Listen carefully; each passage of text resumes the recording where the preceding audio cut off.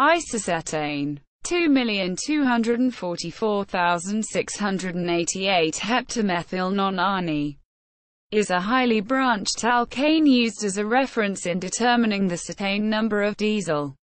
It is given a cetane number of 15. Isocetane replaced 1-methyl-naphthalene as the lower reference for cetane number.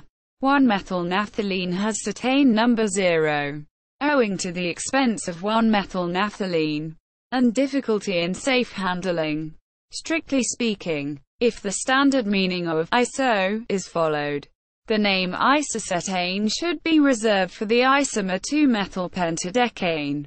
However, 2,244,688 heptamethyl non-ani is by far the most important isomer of cetane, and so, historically, it has ended up with this name.